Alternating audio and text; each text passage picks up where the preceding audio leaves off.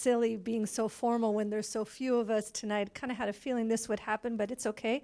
Thank you for those who are here. The right people are here to close out this work that we started back in, well, truly it started, I think, last February. But then when we finally started coming together, I think it was in, actually have the notes, we started in June. So it's been almost a full year. But we are actually moving into the Welcoming Resource Center this week. So, yes, yay! So, the plan for tonight was just to reflect on the process where we've been, make sure that we have been meeting the needs, listening to and acting upon the requests of our community, and then for you to give us some feedback at the very end. So we think we will probably be done in about an hour's time. We're not quite sure where the catering is. So sorry about that, because it should have already been here. Good, we've got some more parents. Good evening, welcome. We're gonna circle around this table until we get more, and then maybe we'll move to another table. Okay, so.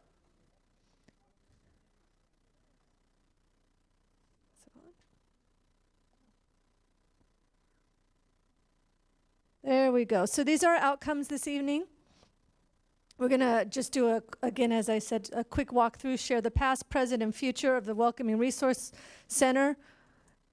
Joe Tom is coming, yes? Okay, so Tom Pace will be here to talk about the facility side of it, which has been a big part of it, but not all of it. And then, as I said, we want to gather feedback from you on the stakeholder engagement process. So that'll be at the very end, just to hear from you. What worked and what can we improve upon? Not about the actual center itself, about the process that we led you through since last June. And then in terms of experiential, continue to build and nurture relationships amongst our stakeholders in San Bernardino City, so that everybody feels like voices are heard, honored, and what we can do, we are doing collectively to improve our district. So we're going to start with a little team builder, and we embedded this with Basics for Excellence. Actually, one of the student wellness and support staff next door did this at a training that I was at, and I thought, oh, this is kind of nice. Let's steal this. And so what it is, as you can see, there is a really large word search in front of you. And in the word search, there are lots of different words that relate specifically to our Basics of Excellence, right?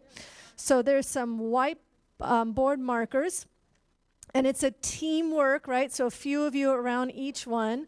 And I think I can grab a few more markers. Yes, I see at least one more here.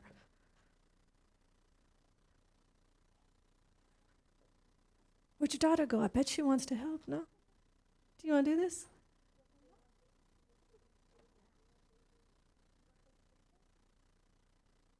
She's like, no, I'm good. Okay, so this is going to go in two parts, but I'm going to start with the first one, meaning you're just going to work together to try to find as many words that are on the side there that are related to the Basics of Excellence. I'm going to give you 3 minutes to do that, but don't start yet. So it's teamwork, right? Finding those words. They are all different ways. They are backwards. They are vertical, horizontal, and what I missed? Diagonal. Thank you. Did I get them all? Yeah. I've been out of the classroom for too long. So I'm going to give you 3 minutes, and then when we're done with the 3 minutes, I'll give you the next steps. You ready? Mark, get set, go.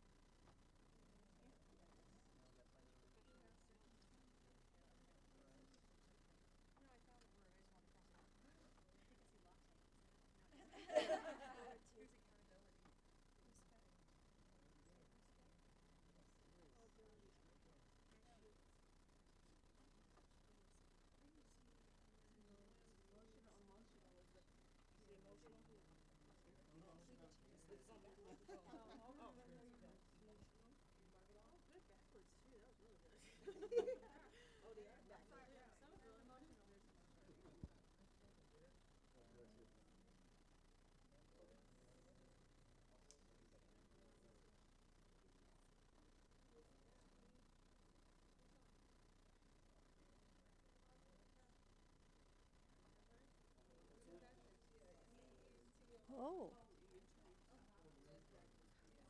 We got a diagonal over there. No pressure.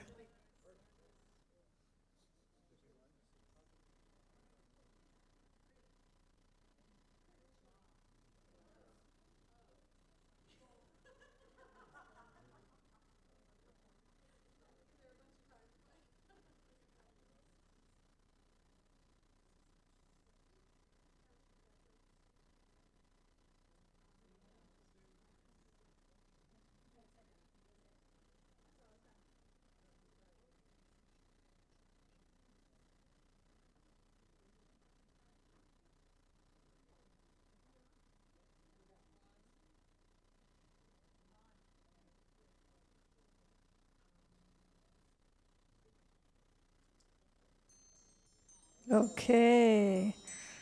Go ahead and put those markers down. It's a little bit of a race. So there are 2 steps now. First one is to count how many you've found. And then the next one is in a group, so in your same team. Of the words you found, choose one that you would use in a sentence and explain how you're going to participate this evening. So of the words you found, so you could only choose one of those, and I would suggest don't use the word of. Okay? And so I'll give you 2 minutes to talk about which of these words, I don't even think you need 2 minutes, huh? 2 minutes is a long time. I'll check in with you in a minute. Which of these words would you use to describe how you're going to participate today?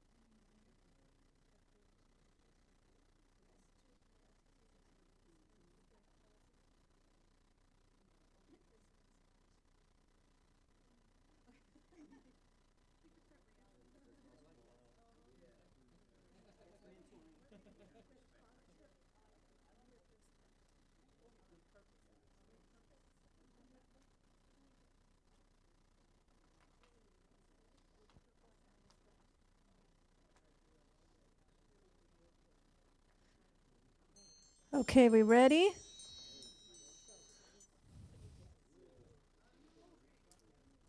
So do I have a team that would like to go first?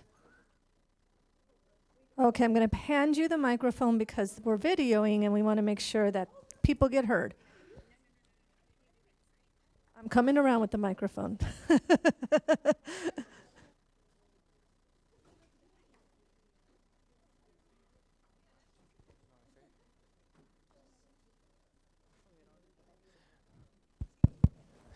Okay, so we were able to find 23. And our statement is that we are going to keep it positive with purpose and respect.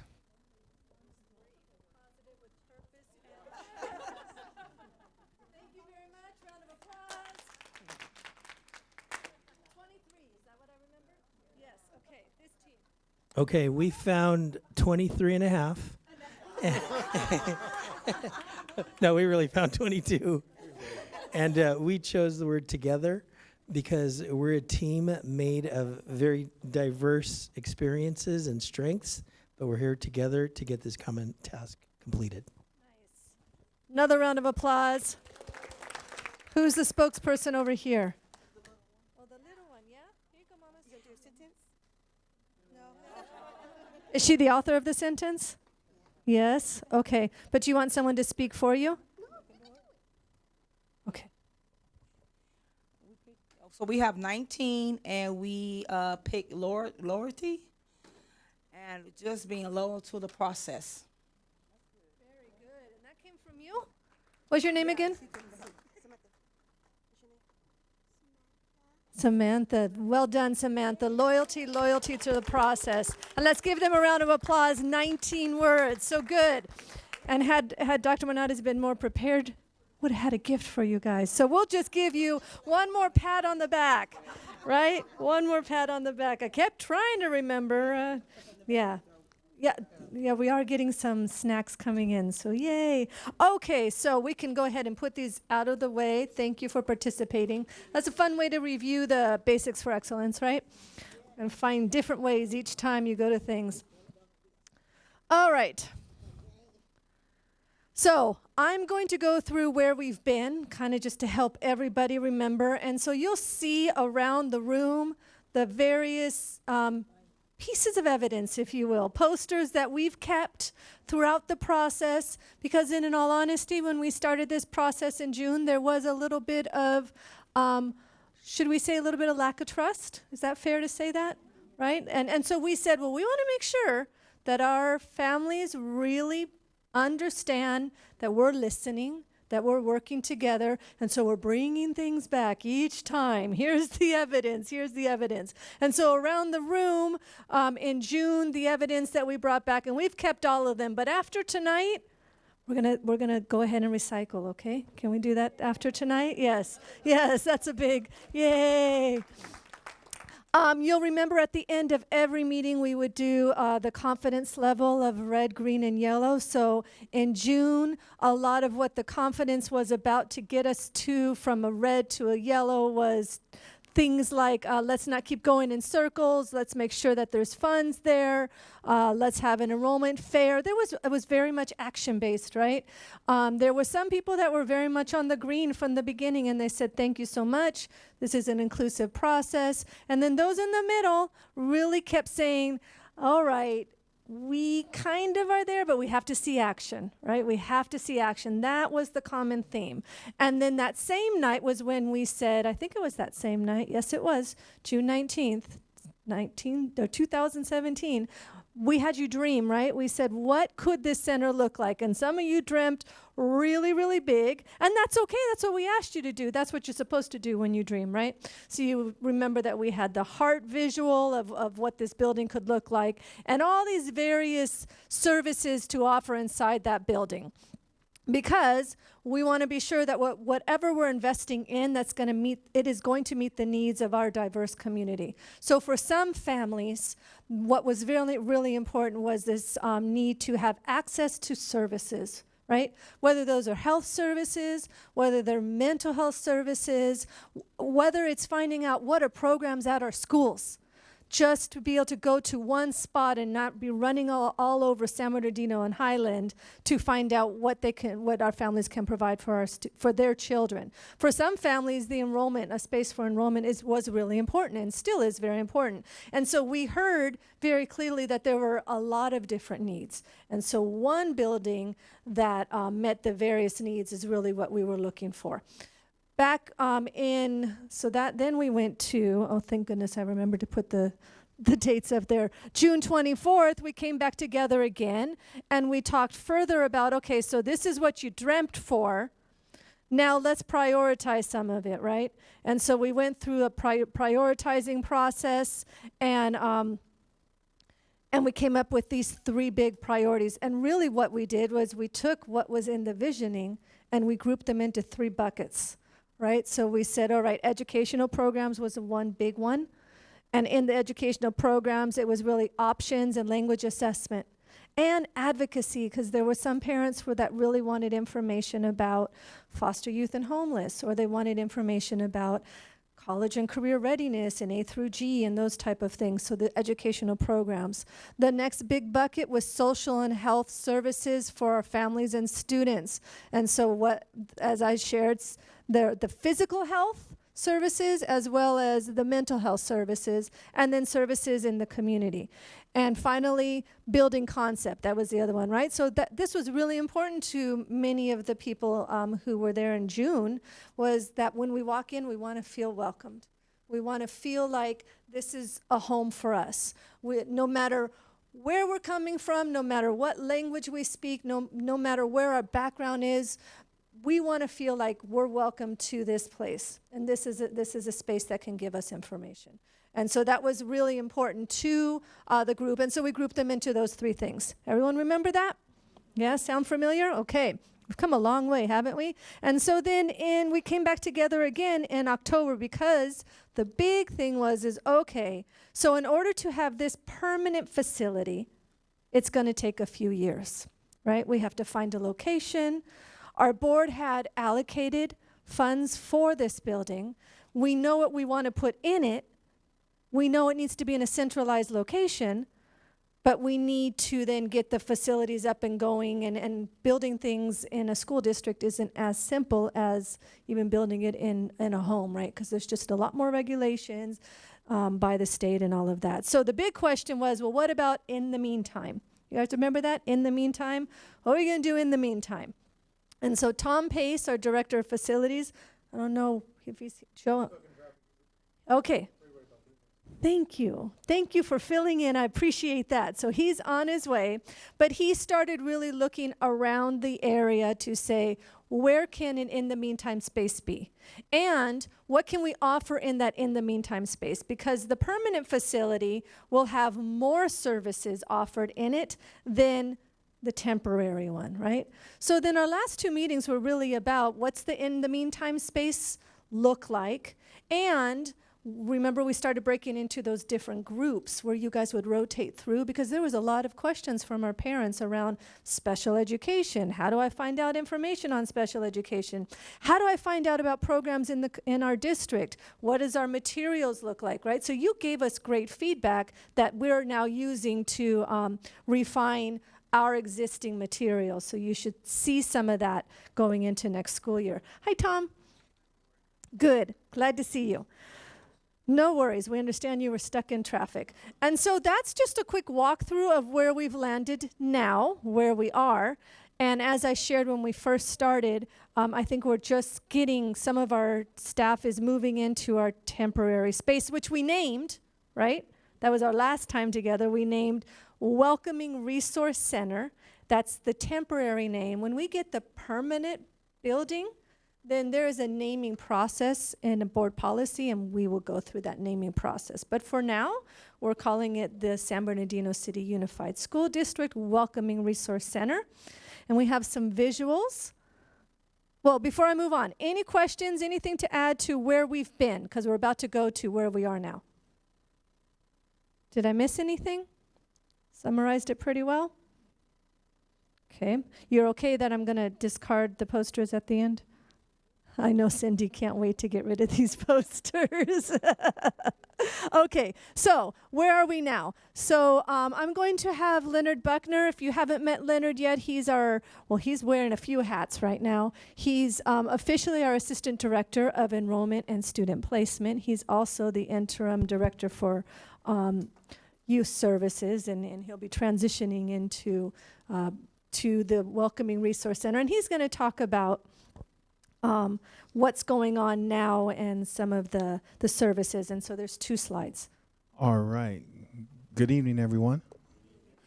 So where are we at? Where are we at now? Well, number one of the most important things, we have internet access in the Welcoming Resource Center.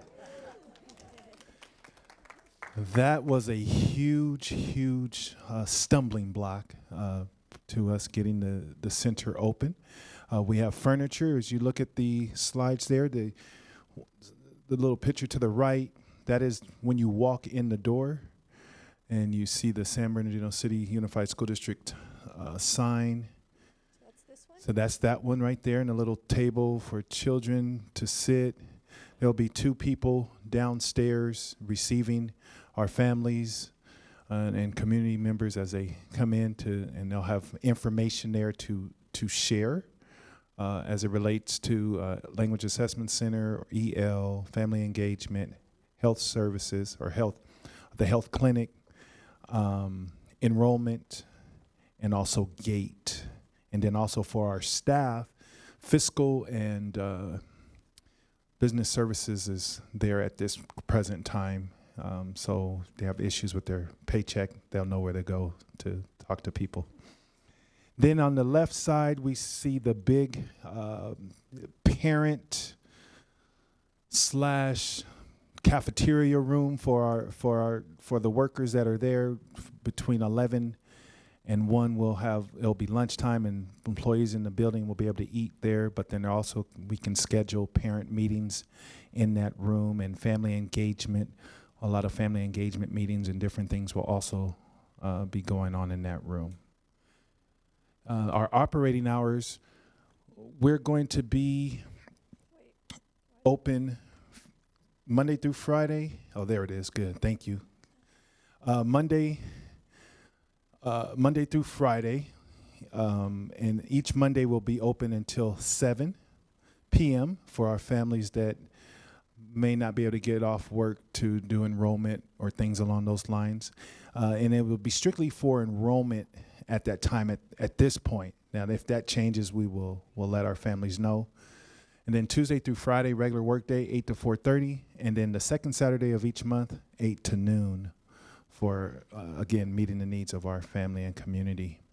So you see all the departments that will be present there providing services. Atlas for our foster and homeless youth, Language Assessment Center, EL, Family Engagement Gate, and an enrollment center. And then we'll also have a health clinic coming. There's been some different rules and regulations that have made some adjustments in the getting that health center up and running, but I'll let somebody who has all the details share that. Okay, awesome. Awesome, yes. So as Dr. Menard said, we're currently transitioning. We have family engagement moved over today and yesterday. I don't know if they're all the way there yet, but they were in the process. So next is, I think, English learners. Is that right, Tom? Oh, they're in the process, okay. And Atlas is probably in the process as well. Already there, okay. And then I don't know about Gate. Everyone will be there by Monday. Everyone will be there by Monday. It's a big old box mess right now. So couple of my staff will be there by Monday. And then as Dr. Menard said, I'm transitioning, so I'm still in youth services. So I'll be back and forth between youth services and the Welcoming Resource Center. So that's where we are right now.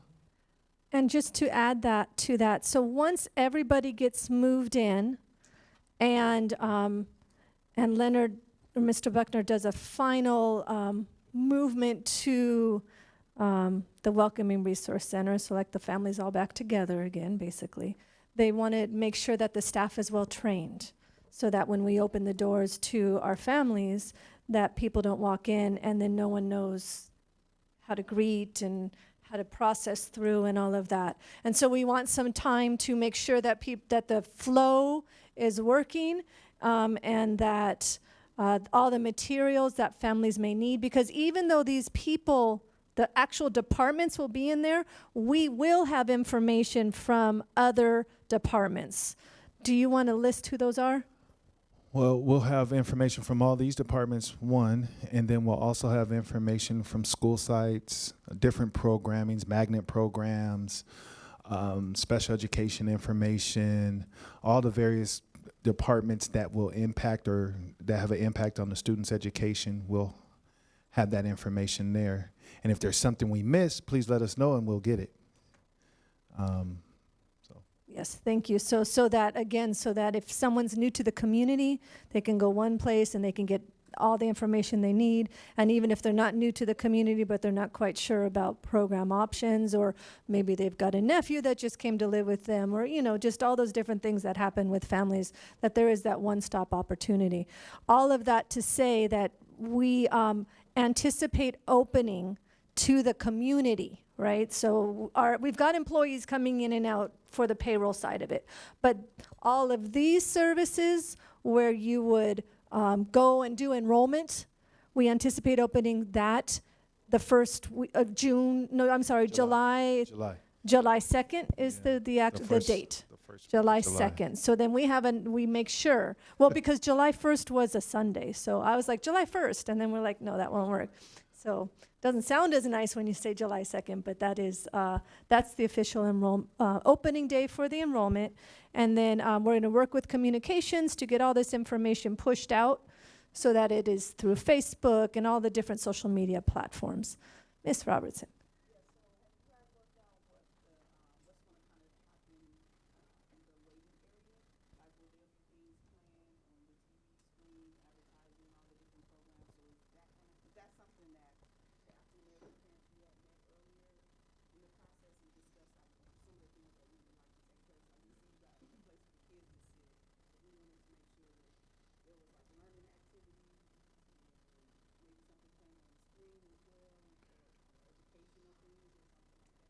So we do have some flat screen televisions that are posted in the reception area where you come in, and then on the second floor, there's another screen that is posted.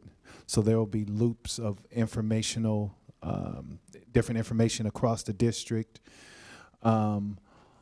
Also, we will we will get like little booklets or books or different things that the kids can manipulate, crayons and things along those lines for them to have some things to do in the event that they're waiting.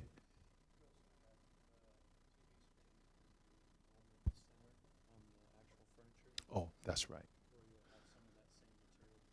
There's another section in the enrollment area where it's not up here, but where you can go in, and we have tables, kind of like horseshoe tables, and there's a place where we can put a monitor, and it can also have other informational or educational information depending on how long the wait is. But yeah, that kids can partake in as well. So we've been looking at those type of things. I was in the airport one day and I snapped a picture of, I don't know if any of you have been in airports lately, but they have these like little robot things, right, that are kind of a little scary, but I think the kids really like them. And then they have like an iPad on them, and I took a picture. I'm like, oh, don't investigate this. This would be really neat to have. So we are looking at all of those. I don't know if we'll have it. I mean, I know we have They're the flat only in screens and China everything. right now, but yeah. But we are looking. Yeah, we are looking. We don't want to scare the children before they become ours, but at the same time, we do want that type of option. And I just want to, it's kind of, I had to acclimate myself. So Tom, this picture over here you actually took from the stairs, huh?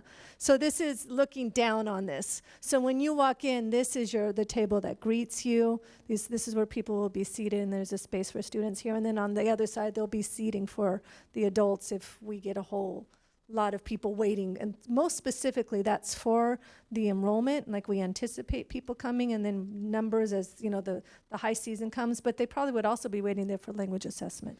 Right. As you go up the stairs, there's some seating downstairs, but it's not as much seating as it is as you get to that second level. So right now we'll have signage that shows where the different departments are, and we'll be communicating a system where if it's LAC, then they'll communicate with the LAC. A representative will come out and greet you and walk you back to the department or to the testing room or different things along those lines. Oh, you lost it? It'll come back, yeah. Oh, do I have to talk into the mic? Yeah, we forgot. Okay. So my question is in regards to the reception center. What type of diversity will be present? Because one of the things that we lifted up is that we want to see individuals who actually look like the individuals that's coming into the center. So that's my question. Well, when you say diversity, meaning as far as People that look like us, Black, African Americans, Hispanic. I'm praying for that. I'll pray for that. But I I'm can't saying, control but that. There can be a reflection Right. of the community, because Correct. even though we do have the high population of Hispanic, Right. I understand that, but also we want to walk in and actually identify Absolutely. individuals that reflects us. So I can communicate that with personnel. Again, I don't have any control over that, but you might see me sitting down there in the reception area, so we can agree and okay, hey, and then I can speak Spanish too, and so then we go both ways. So we are cognizant of that, and so having a diverse work staff is always the goal. When it comes to our personnel commission, there are, well, in any hiring practice, you can't hire based off of race, right? So we always have to be thoughtful about that, but we are not trying to be exclusive by any means. So it is definitely on our minds. And I think something that might also lend to that, I mean, it's not actual people, but even creating some type of mural that is representative or represents the diversity in our district.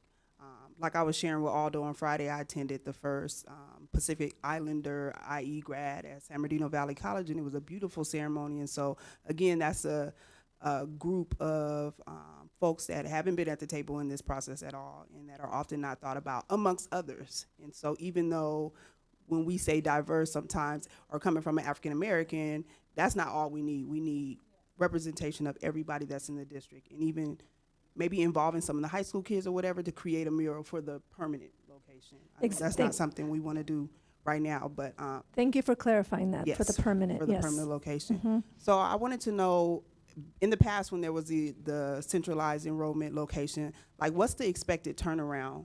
So if a parent walks in the door, what is the goal? I know it's not to throw them through the whole process, but do we want them, to transition smoothly through in a timely manner? And if so, is that something that's already been worked out? And if not, just something to consider. I'm sure there was like an expectation when a parent walks through the door with the location that used to be a carousel, we would ideally like to have them out the door in this type of time frame. Right. oh, okay. See, I didn't know that, but thank you thank you.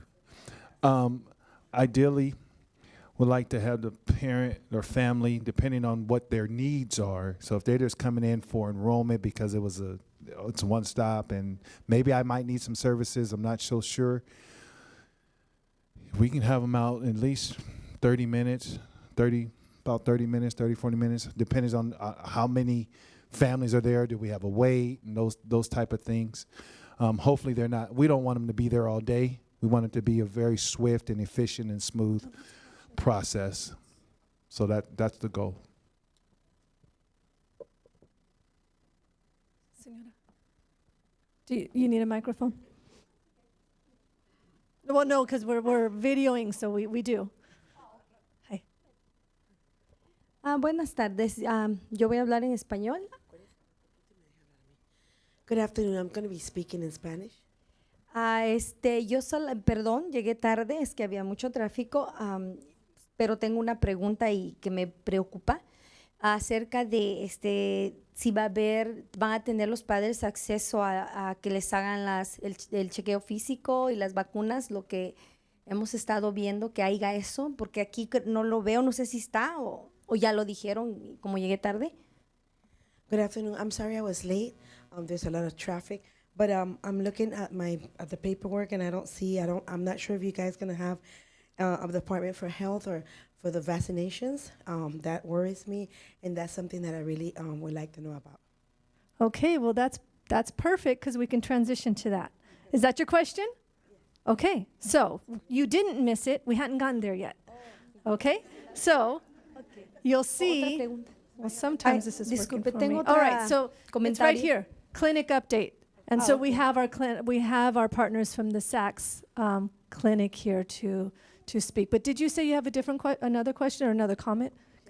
Sí, relacionado a lo que cada quien, yo creo que esta ciudad de San Bernardino es multicultural y sí, pues sí, desearíamos que cada representante de nuestra raza estuviera en algún lugar y es bonito.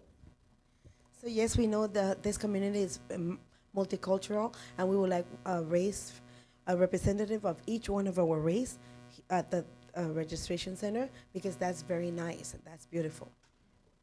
Pero lo único que pienso, en mi opinión, que yo creo que debemos de preocuparnos de que si haya gente que hable inglés, español, ¿cuál es el otro idioma? Mandarín, que si haya otros idiomas, Claro, no uno de cada raza, ¿verdad? Pero sí que haya para, si alguien viene del extranjero y necesita ayuda, las lenguas que se hablan más en San Bernardino, sean atendidas sus necesidades de esos padres que recién llegan, español, chino, japonés, no sé en qué manera podamos ayudar, diversidad de lenguas. So we know that this community have a lot of different races, and I think it will be important also that we will have someone at the registration that maybe speaks Spanish, English, Mandarin, or whatever is the Asian language that predominant in the city, because I think that will be very helpful. That if somebody come from another country, say Spain or from another country, and they want to talk, they have somebody that can help them out. So a representative that will speak the language that we have the most in the community. Absolutely. And so that's an expectation. When we say that this center is going to be welcoming, it means it's going to be welcoming in a language that people would understand, as well as reflective, and just open your arms to whoever walks through the door, right? And so that is the goal. That is the goal for everybody and whomever that is that comes into our school district. So the last part of where we are is we've run into, so the internet was not our only challenge.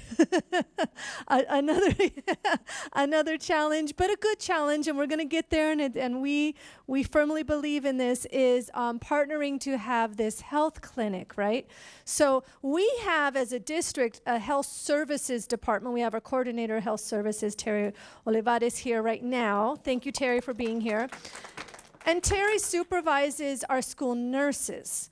And we had hoped actually to have Terry in this center, but because of the confidentiality piece, and we just didn't have enough offices yet, her team will be in the permanent one because we can build it that way. So they're staying where they're at right now. Well, they're going under a little construction too, but and so then Saks Clinic, who is a great partner with us, with Loma Linda, we have had multiple dialogues with Ginger helping lead this work. And we've come to a place where we're going to be able to do what we need to do for our families. It's not going to be ideal the first go out, but we're going to get there. So Andrea is here to share from Saks and Dr. Baum, and I'm going to turn the mic to you.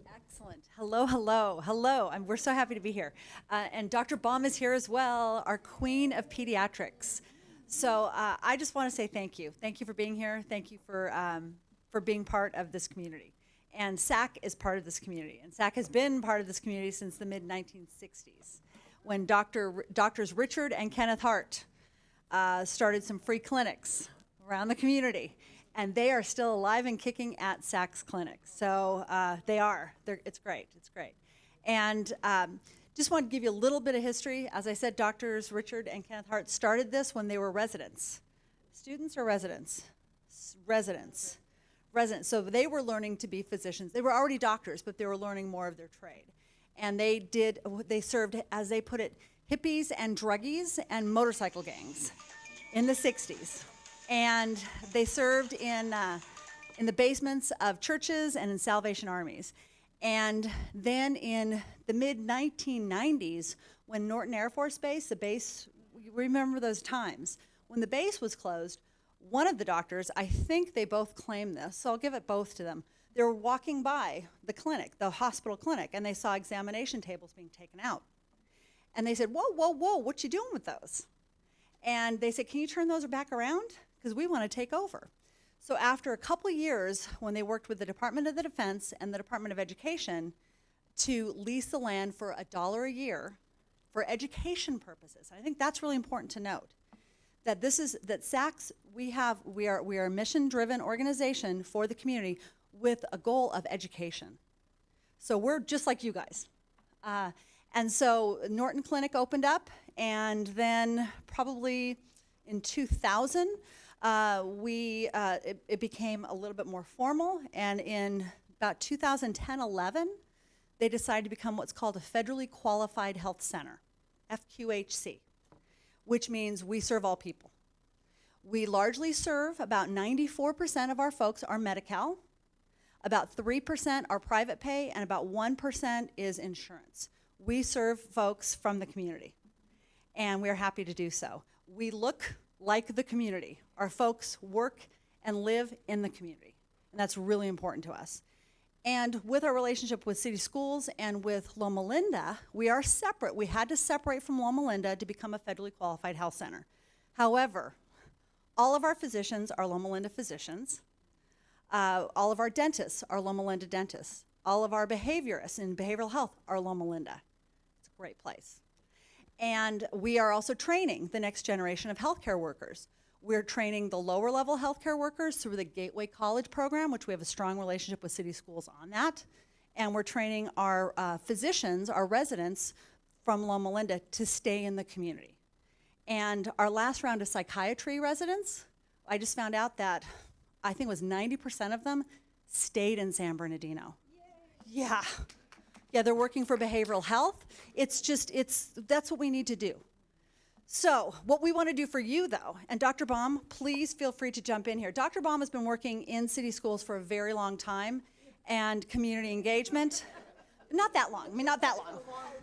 A very long time. She knows this community, and I think many of you know Dr. Baum.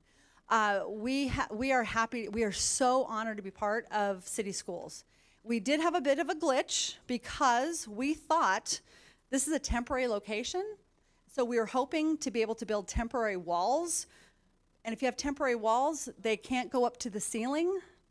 So we approached HRSA, who is our funder, the Health Resources Service Administration. They said, oh, no. They have to go all the way up to the ceiling. So there's a bit of a glitch, but we're going to overcome that. We are going to make this work. And we're hoping to start off serving, it's a small area, so we're hoping to have 2 examination rooms. Excuse me. And we'll be doing vaccinations, sports physicals, and then other things as the need arises. For those of you that don't know, 2 blocks south of the Welcoming Resource Center is the big, I got it right, didn't I? is the Big SAC Clinic. Isn't it beautiful? And if you haven't been there, oh, it has meeting space. If you haven't been there, please come for a tour. My business card is here. I brought handouts. Please come for a tour. It's beautiful. They have a really good cafe in there. Pizza, customized pizza. All vegetarian, all organic, all good stuff. So we are here to work with you. And we're also, in addition to this, we'd like to also work with Terry to, if there is an event where it would be good to have someone there giving vaccinations, we'd love to do that. Working with Terry, you have great providers in dental to help them out as well. So we are, again, here to meet the needs of the community. So, yes, I can. We're hoping for around the same time, July, beginning of July. We have reached out to a contractor. We're getting plans, and he thinks the timeline is realistic. My palms just got very sweaty, though. Got a little nervous. Dr. Baum. So I think what we did, and Terry actually helped spearhead this last year. Last year we were facing the issue, our first really big issue of trying to get vaccines in because no kids are supposed to be in school without having vaccinations. And so Terry really pushed that forward. And so if we run into a bottleneck again, we will make sure that we can get your vaccines so your kids can be in school, the same as what we did last year. That our goal is to make sure that we're in the enrollment center, the Welcoming Resource Center, excuse me. I'll work on that tonight. But so that's our goal, is to be partners with you as soon as you open. And as Andrea said, that's, they are working really hard on getting that licensing part, and on the clinical part, we're just waiting behind until we're ready to add the clinical piece of it. But either way, we won't leave you high and dry. So we'll make sure that we can get those vaccines, and we've already set aside some days that we can do vaccines in case we get into that glitch again. So I hope, does that meet the needs? Would that be our, yes, ma'am. I have a question. So just to kind of before thinking if we came across the group, and I remember going over, I know you Yep. first opened up the SAC Center, so I'm very familiar with it. Okay. I'm sorry, forget about the mic. No, I was just, so my question is, do y'all have any mobile transportation? Like, let's say if a bottleneck, that you'll have the option to have people come to a mobile location? Actually, we would rather come to you. So what we'd like to do is talk to Terry about if we could go to a school on a day and work with Terry to schedule it, then we'd be happy to do that. We'd be happy to do that. It's just, mobile units, believe it or not, take even more time. It takes over a year to license those things. So it's like, no, we'll just go to you. We actually do have a SAC van, so we can take our personnel over there, we can set the easy ups up, and we'll just come over to you.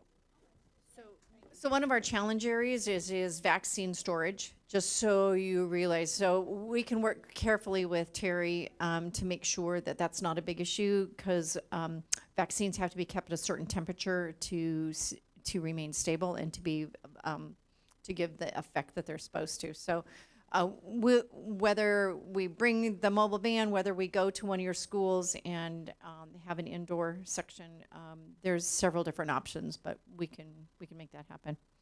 And we have a question in the back. Thank you. Oh, and we'll come back to you. Sorry.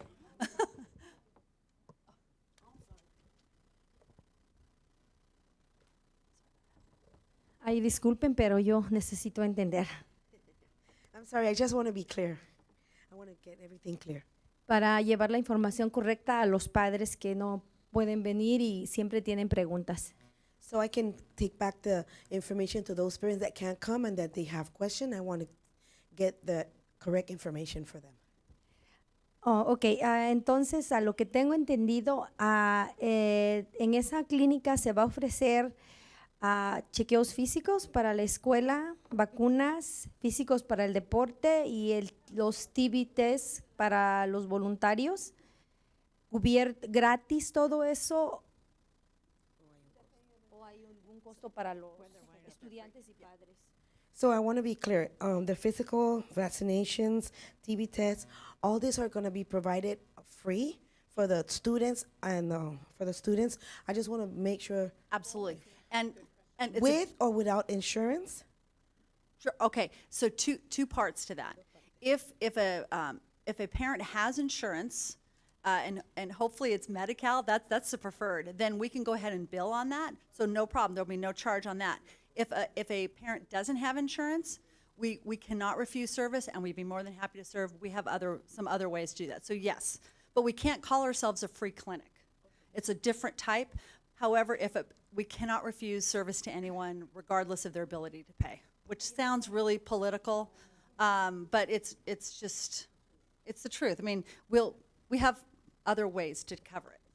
She have one more question. She says, so who will pay for the ones that can't pay? Where the funds will come from? So in general, children are in this really protected area. So most of the children we can enroll into Medi-Cal, so we can actually do the enrollment at the time they come for their physicals. So we have mechanisms. In pediatrics, we don't tend to turn anybody away because there's many different ways of getting them into the system. Our vaccines are regulated by a certain insurance, so we have to match vaccines with insurance, which gets a little dicey, but almost every road we can get a child into insurance coverage, which is free physical exam, and the vaccines are free. So to answer 95% of your question about the children, I'm quite sure that all the children will be covered.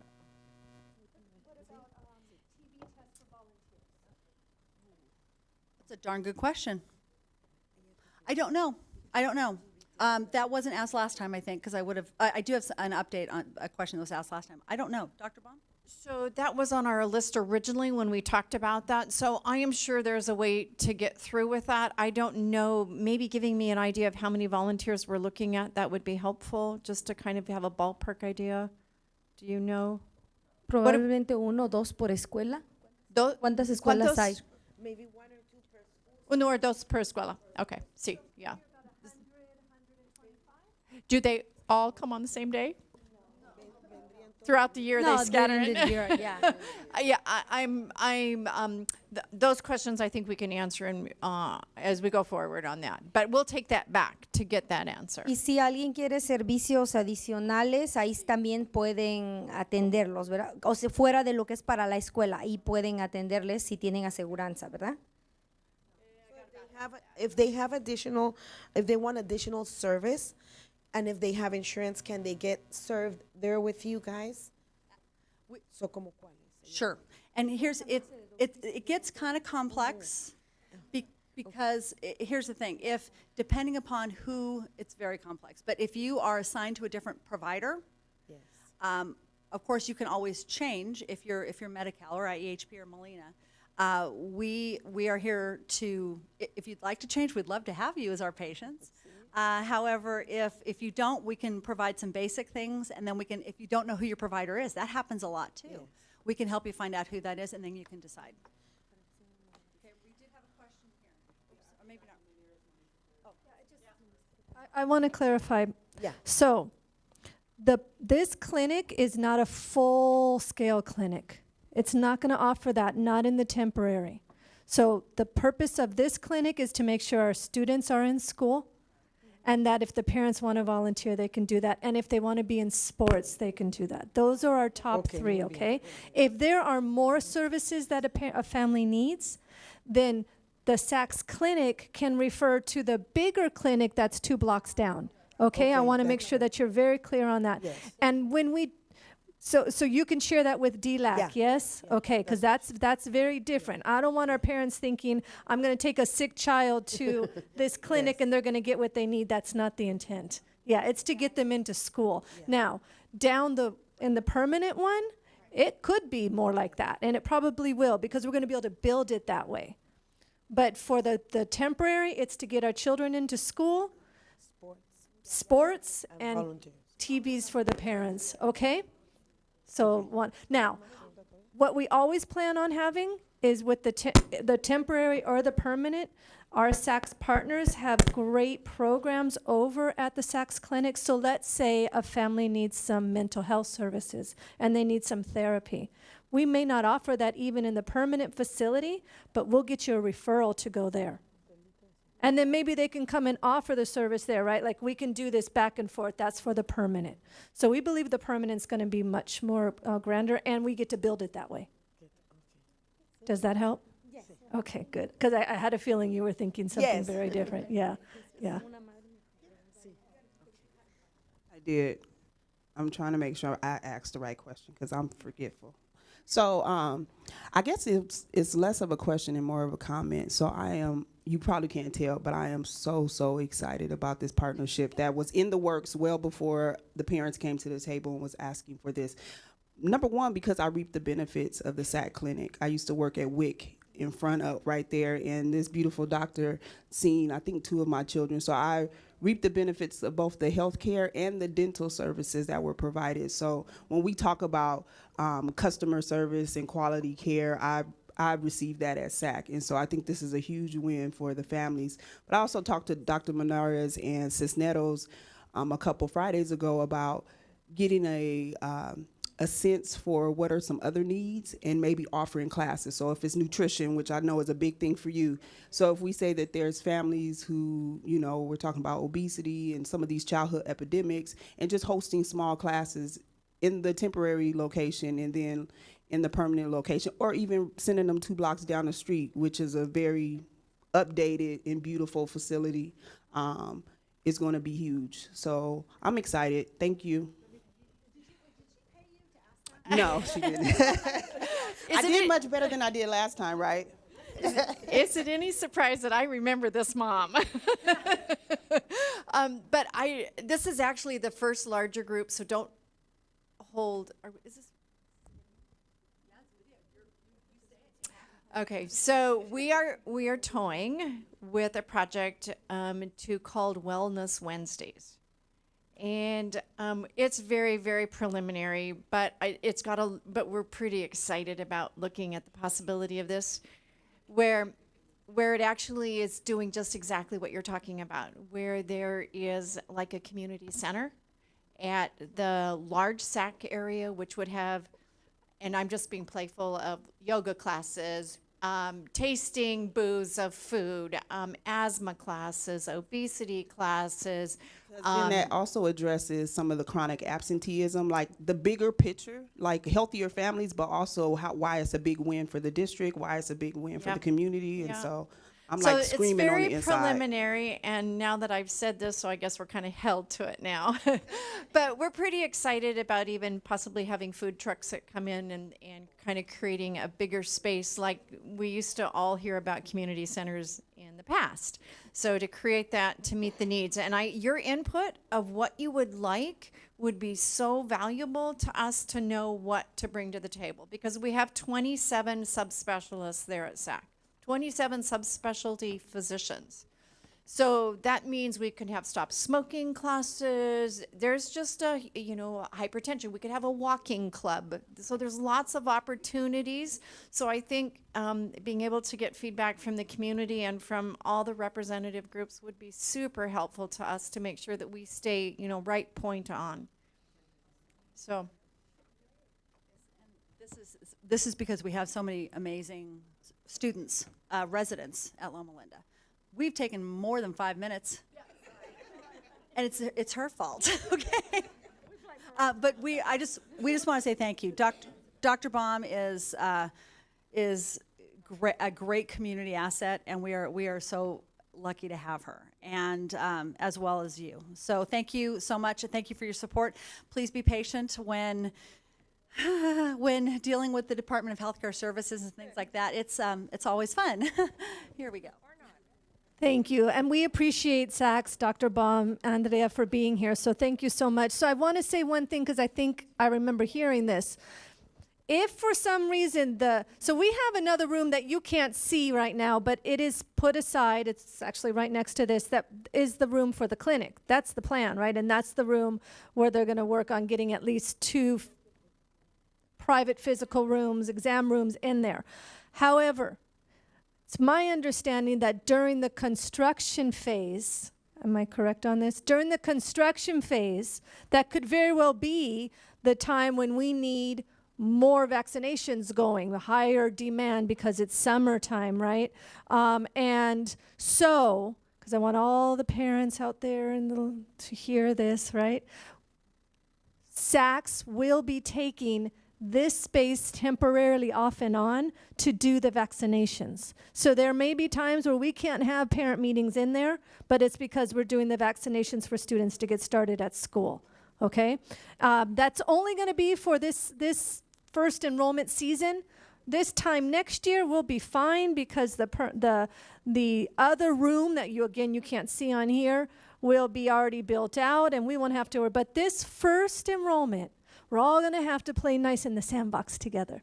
We're all going to have to and just be okay knowing that it's temporary upon temporary as we get better in the process, right? So the more feedback you give, the better we can be in making sure that we're providing those services. Because even in the Welcoming Resource Center, which is a temporary space, we still want to be reaching towards excellence as we build out the future one, okay?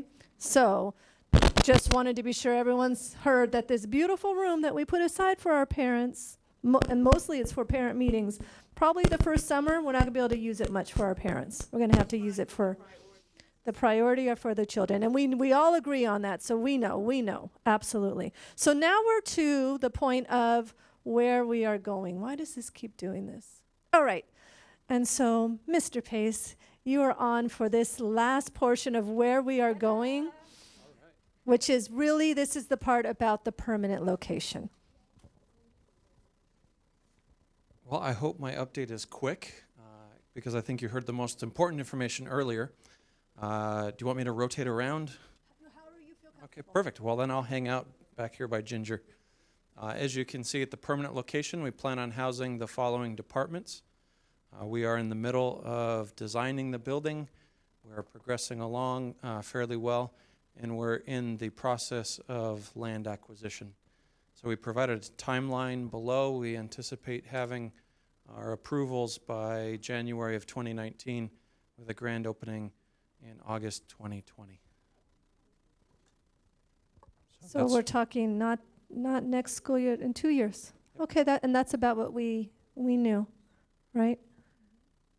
And as soon as our land acquisition becomes clear, I think we're going to be able to share out some of the design concepts that we have, and we think that we have a very culturally proficient building that should be welcoming for the entire community. and we are very excited about sharing those concepts with you. So. Okay, and you can see those are so most of the people, or departments I should say, that are going to be in the Welcoming Resource Center will be in the permanent location, with the addition of health services, and so that's Terry's department with our nurses. We'll be able to build the health clinic to specs from the very beginning, so we'll probably have more than 2 exam rooms because we'll be able to do that. One more than 2. 1 more than 2. That's 3. Tom has a great visual. He's just really good at this. And so for the community meeting room, it's a space where it's in the front of the building where meetings can happen in there, and the rest of the building can be closed off. So when they happen in the evening, we don't have to worry about anything going on in the rest of the building. So he's being very thoughtful about how to make this space really work for the community in lots of different ways and over time. So I want to thank you, Tom, because you've really put a lot of thought and energy into this. And I think as we start to share out what we're planning on, I'm excited that language assessment and English learners, I think for the first time, are going to be in close proximity. I think that creates a lot of synergy. Not only is the clinic going to be in proximity to our nurses and Terry, I think that there's a lot of close collaboration that's going to happen that will ultimately benefit our students and our families. And we're really excited about bringing this building to the community.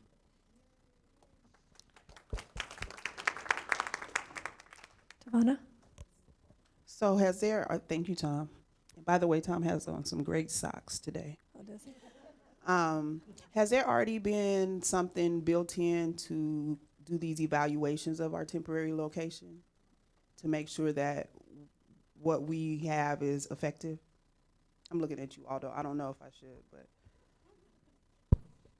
We will take a look at that for you, Ms. Devonna, and get back to you. Okay, because I know in that same discussion, and when I said the African-American parents, it was actually the co-parents that discussed some of the things that we think would be good in the temporary location. One of the things that we lifted is most definitely making sure 6 months in, some type of evaluation takes place to see what's effective, what's not effective, what can be done better, so on and so forth. And then there was something else, too. Oh, when it comes to the special needs students, I don't know what that looks like when you're new to the district or it's a new year, what kind of package is given to the students, but making sure that those parents know what all is going on at the Welcoming Resource Center because they're not housed there. And I think it's also important to communicate to those parents why it's important that that is at the school site. So us at the table know why, because you guys explain that to us, but still making sure that those parents also know why that's something that can't be housed there and why it's important that it's located on the individual school site. So I think that's it. I'm glad you asked that. The special education department will train the staff at the center so they know what questions to ask and how to kind of go through a flow chart of what the students need. And we'll make sure to provide them the special education services that they need. We'll point them in the right direction. Okay, so are there any other questions about this? All right, so we've come to the end. Are we good? Senora?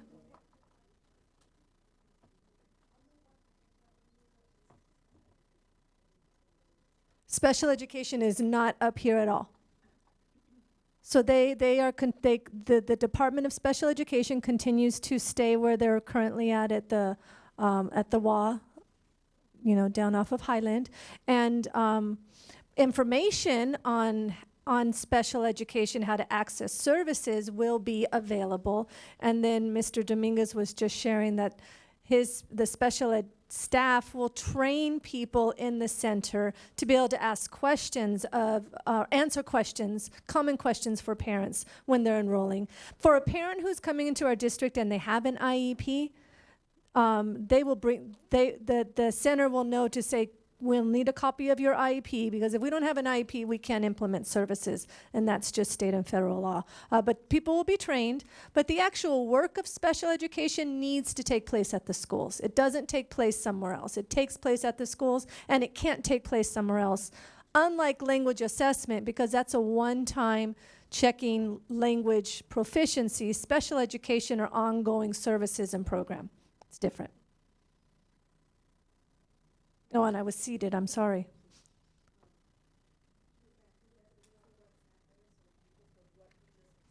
Yes. Mi preocupación es porque el Departamento de Educación Especial es tan importante como todos aquellos. Y yo creo que el plan era que se quedaran juntos para que los padres no estén yendo de acá para allá. Because special education is so important, I thought it was going to be in the enrollment center together, so the parents don't have to be going from here to there. Understood. And so that we had to make a choice as to what could fit in this space, and the special education department can't fit. But what we can do is, because the parents don't need to be going back and forth. The services for special education are at the school site. That's where the services are. And so it's about communicating between schools and the special education department. But all the services, when children receive speech, any kind of testing, any kind of therapy, it's all done at the schools. None of it is done at the special education department. None of it. So the children, and therefore the parents, that's where we want them. Now, when parents have questions, we don't want them running all over town, but we can work that out between the adults. So at the center, questions that would be answered could be there for the parents. Ok, entiendo. Lo único que yo tengo un niño especial y muchos tienen, y usualmente no sabemos a dónde ir. Yo hasta la fecha no conozco la oficina de educación especial, y yo creo que si tenemos el centro podríamos poner suficiente información para que se conecte esto con la oficina de educación especial, porque hay demasiada necesidad en ese lado, muchos niños de educación especial, y es necesaria la información y que el padre se familiarice con esa información, conectando eso con lo de la oficina, que seamos ya familia para que sepan a dónde ir, porque esa es una gran necesidad aquí en San Bernardino también. Excellent, and we agree with you 100%. And you're going to see next year that you're going to start seeing more parent workshops specifically for our special education parents. You will see that. And we were even talking about having them not just at the district level, but at our school sites as well. So we're working towards that. We're working towards that, okay? I don't want you to think it's going to be like that, though. So it's going to be over time, but we are working in that direction. You want me I translate? apologize. I forget that. Yeah, she was- I'm sorry. It's I'm okay. sorry. I'll sit down. Let her translate. Go ahead, translate. It's okay. The reason why I asked is because I have a son that he's special education, and I don't even know where the special education office is. I thought that we're gonna have services there where a parent come, and there's a lot of parents that have kids that they need the services, or they have the services, and I thought it was gonna be there because I think it's important for everything to connect, because we want it to be like a family thing where when they go there, they will know if their children or their child need that service, they know where to go, and then maybe there, make sure that they tell them, okay, this is where the office is of special education, and that's where you can go and get the information. So I'm just concerned that making sure that parents that have children with an IEP know what to do and get the correct information to get the service they need. And so then you understood my response, right? I apologize. I forget sometimes, many times. Ms. Cooper. Okay, so I want to piggyback off this parent. I think that especially as a parent, that in the special ed department, we got short in a permanent with a permanent location. I know you guys are going to train people, but why can't we have a knowledgeable permanent person there? I understand that the services cannot take place. That stuff is at the school. However, but we can have a knowledge person there, giving the information, telling us the steps that we need to take, telling us, kind of like advocate for us, and not waiting for the school. And I don't understand why we can't at least have that.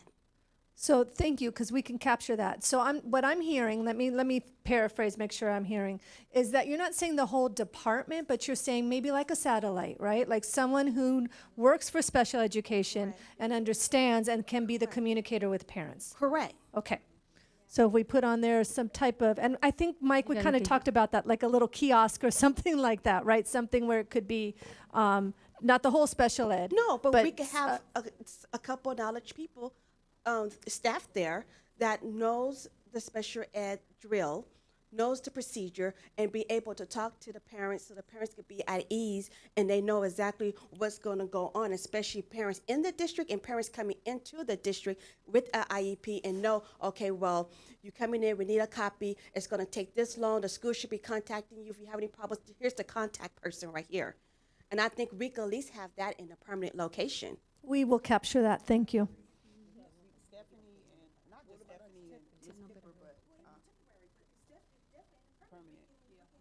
Yeah, in the temporary, we're pretty full. But for the permanent, that one we can, and that doesn't sound like a lot of people, so it's not a lot of real Yeah. estate space. Eso me parece muy buena idea, por eso es bueno esto, porque compartimos. Mi mamá decía, 2 cabezas piensan mejor que una. I think this is fabulous what you just said. My mom always said two minds think better than one. So what you just shared, it's really great.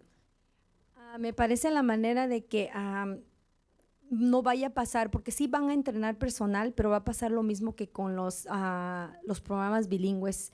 Se entrena al personal de las escuelas, pero no se da la información correcta.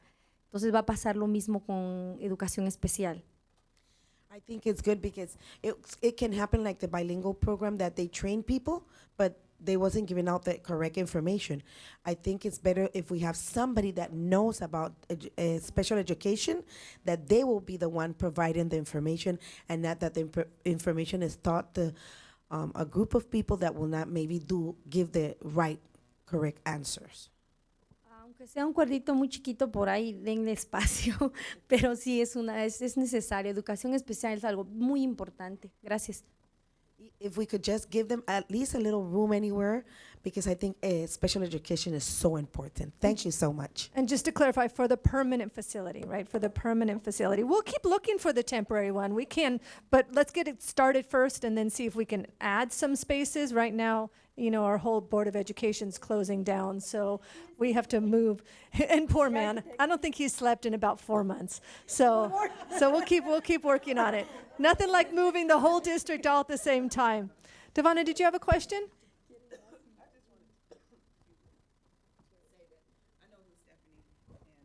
Ms. Cooper have been a part of the process from the beginning, and Yeah. it was very, very important to them that they got their just dues, or the special ed department got their just dues. And so I don't think that that's a unrealistic request, that not somebody that's knowledgeable, and maybe even a couple of people. I met somebody from San Diego School District on Friday, and she talked about, and this is something for the permanent location, but how they've equipped parents to be advocates. And it's something that we might do in the district already, I don't know, but you'll be surprised how many people we can get on board to even fill some of those gaps, to assist in meeting those needs for the parents. Because I don't have a special needs child, but I hear a lot from parents, and it's already challenging being a parent. And then when you have children with special needs and you feel like you're bumping your head against the wall, it can be very frustrating. So just having somebody who that is their job can go a long way. So. Okay, thank you. Dr. Baum? Real quick comment on that. Probably what we hear the most of in the clinic. So we see 3,000 kids, anywhere 2,500 to 3,000 kids a month in the clinic, and we have the tertiary kids often from Children's Hospital. So the biggest questions that we get of parents that might get lost, and we're not always so great at even helping them get through. So I'm really excited to, in fact, I'm going to probably try and come and get your card afterwards so that I can have understand even better of how we can assist our families with special ed. That's a big issue. And I agree with the advocacy piece, to be able to teach them to be able to help advocate for their own kids. So really good. Thank you. Really important. Okay, so we're to the final part, and this is really for us to continue to improve our processes. I realize that I didn't, Dr. Marsden could not be here this evening, but he did want to thank everybody for being a part of this process. And so on behalf of him and our school board, we're really happy to be providing this opportunity to our families. So this last part, it's not about the center that we want your feedback. It is really about the process of engaging our families, so that when we continue to do this work, this type of engagement work in the future, we are learning from anything that needs to get, whatever worked, continue doing that, and then whatever needs to be improved. And so you don't need to spend a lot of time, but just let's start with what worked. If you can just share with us, what are some things, some actions that we did that really helped to move this process along in terms of engaging with our community? And Mr. Buckner will capture it.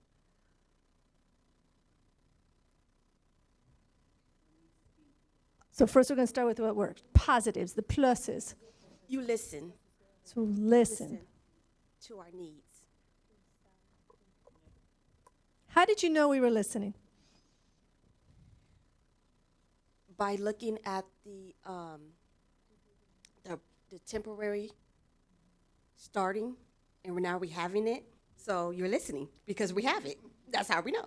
So some and then actions. you're willing to also do the permanent as well. And you have the plans, and you're looking at the buildings, and you're putting a team together. So that's how we know you're listening. Thank you. So I'm gonna piggyback off of Ms. Cooper. Not only you listening, you actually, like you said, it's already being implicated, and then you also have in place systems that can help grow. That's going to your plus and minus, your deltas and pluses. That's going to come back. That's going to be leading towards the permanent facility to make sure that we're going to have excellent services for our parents within the district, present and future. Thank you. I think one of the things that worked is some of the parents weren't involved in the way back, even before you, Dr. Menard, said 3 years ago. But once some of us parents at the table were brought in the process, COPE was allowed to create a survey. The district supported COPE in sending out the survey district-wide, and then we got way more feedback than was even necessary. And so I say all of that to say, sorry, Mr. Leonard, I say all of that to say that you guys allowed the necessary process to take place in order for the district and both the parents to make necessary decisions instead of sending out a survey and then just doing what you guys thought was best, and not just allowing us parents to get crazy with our requests either. But I really genuinely feel like we've met in the middle, and it's going to be for the betterment of our community. So just allowing the process to take place, because I know even for me sometimes it's been uncomfortable, but nonetheless the process has begun, and we're seeing progress, and we still know, and I'm believing that the parents are going to remain at the table and continue to be a part of the process as we get our permanent location. So. We don't have to pass it around. Not everyone has to speak. It's Señora, ¿quiere decir algo or of what worked? And you don't have to. She did share with me. Oh, okay. She said that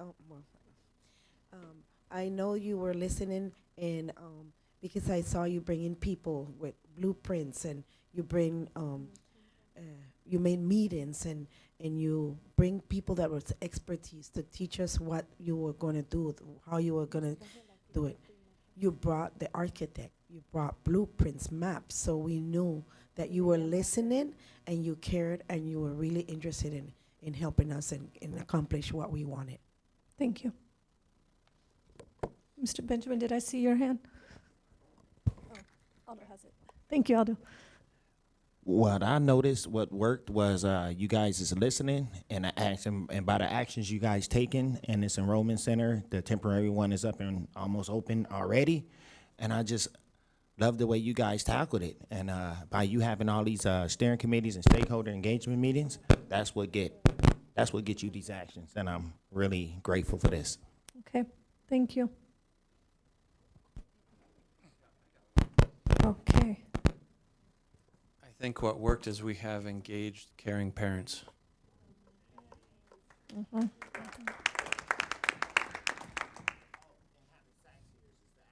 Yes.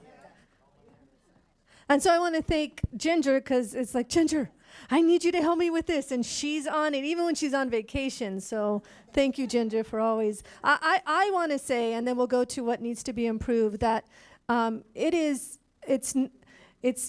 it's a multifaceted team that is making this happen at the district, right? So it's facilities, so that sits in a business office. It's our community engagement, which sits in its own office. It's family engagements, it's student services, it's special ed, it's health services. We had to bring in ed services. Like, it's all these different people coming together, but to make this happen. But everybody did that. And so that's really important, is the whole engagement piece. So again, in terms of not the center itself, but the process, what are some things for us to consider to improve upon?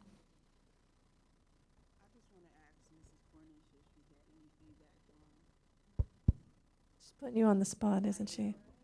I was trying to be nice to you.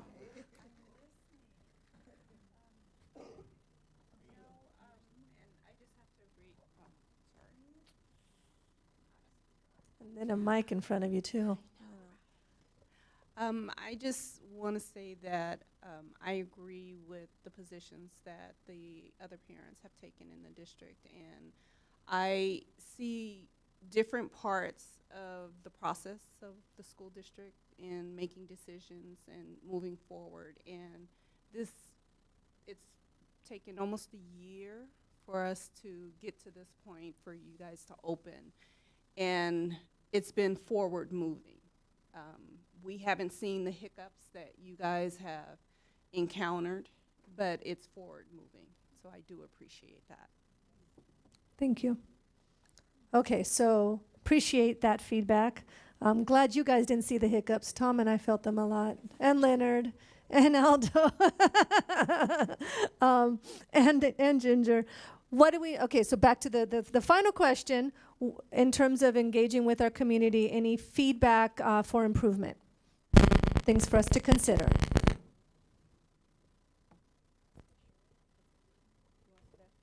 Yeah, just include special education in there.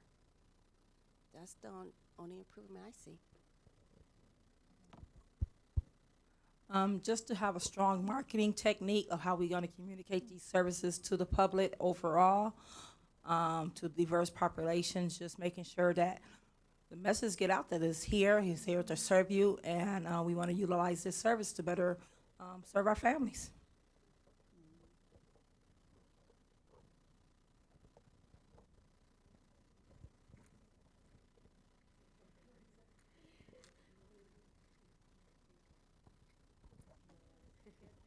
Maybe when it starts, then we also gonna know what else we will like it to have improved when it starts. Yes. So we'll need some kind of, and I think this is to Ms. Robertson's point too about evaluation of some sort, right? We'll need we'll definitely need to get through a full enrollment process, right? So that'll take us probably through late September-ish.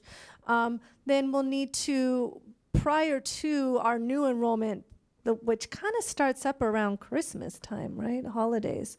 So we'll need something in between there to just stop and see how are things going, and then we'll need something after that. So, anticipate hearing from us. Now, so we should just say that there'll be like some checkpoints. At least, yes, what do I want to call them? So we also do want to let you all know that this is very much part of our thinking, the checkpoint process. And we had actually asked Leonard and I to have a 2-week soft opening before the formal opening, so we could work out a lot of the things prior to opening hard to the rest of the community. So it is part of our thinking process. I hope you understand that we're in the middle of unpacking right now, so some of the details with that aren't quite fresh on our mind at this point. Yeah. And so soft meaning it'll be open, but we won't be announcing it, right? And then, because we have already sat down with Linda Bardier, Director of Communications, and she's got a full plan of how to communicate this out. So so we're happy when we hear that we're planning on doing some of the feedback. That's helpful to us. It just reaffirms. So I think that was it, unless there's any other areas for improvement. So then I just want to say that then we also probably, and I'll be around to help, but we are hiring a new assistant superintendent of student services, right? Everyone knows that?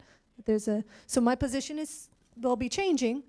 And so I'll still be a part of this because my new role will be to work even closer with our special education department. But there'll be someone else here probably the next time we come together.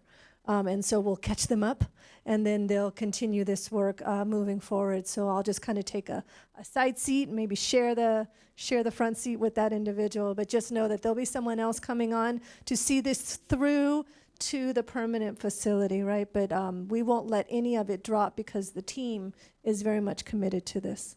So I want to thank everybody for being here. And be sure that you grab some snacks. I think we did a pretty good job of breaking into that. Oh, and then this is my absolute favorite quote in the entire world. So I put it kind of anywhere where I can see it. But this idea that excellence can be attained if you care more than others think is wise, risk more than others think is safe, dream more than others think is practical, and expect more than others think is possible. And I would say that we're practicing this. We're putting this into practice, and so it's a good way to end your Tuesday evening. Today's Tuesday, right? Yeah, okay. Some days I lose my days. I don't know. Thank you for being here. Yes, and please come. They brought a lot of swag. Have a wonderful evening.